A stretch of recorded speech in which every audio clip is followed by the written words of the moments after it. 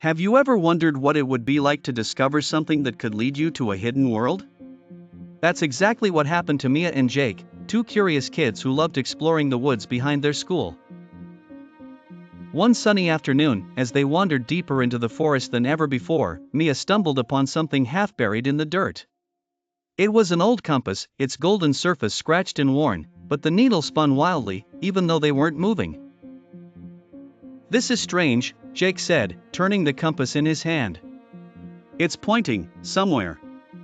The needle suddenly stopped, glowing faintly. A soft wind swirled around them, even though the trees were still.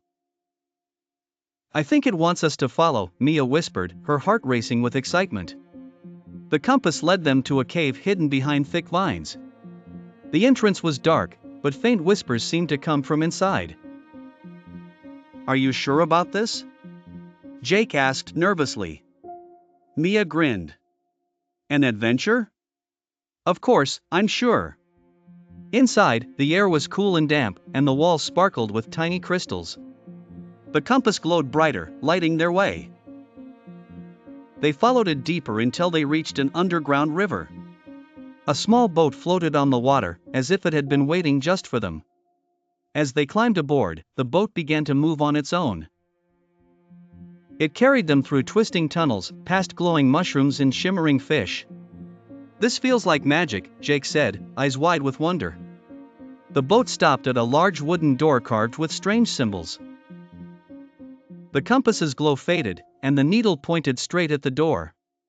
Mia pushed it open, revealing a breathtaking sight, a hidden valley filled with golden trees, colorful birds, and a sparkling lake.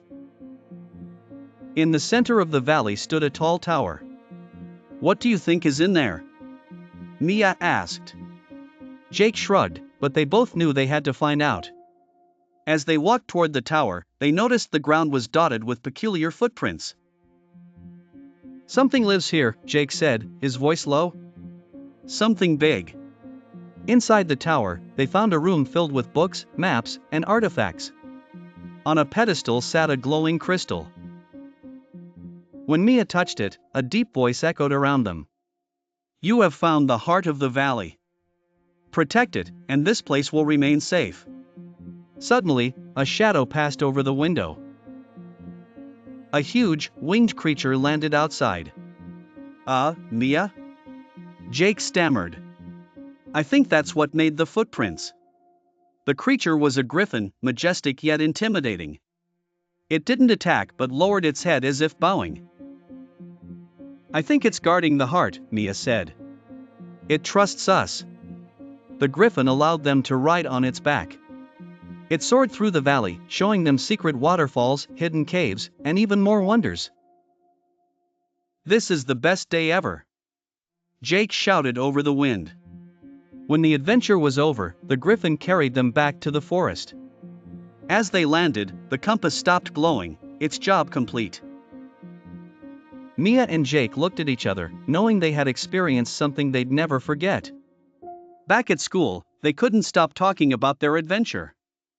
But when they checked their pockets for the compass, it was gone. "Do you think it'll find someone else?" Mia asked. Jake smiled. "Maybe it already has." From that day on, they knew magic and adventure were always just around the corner for those brave enough to look.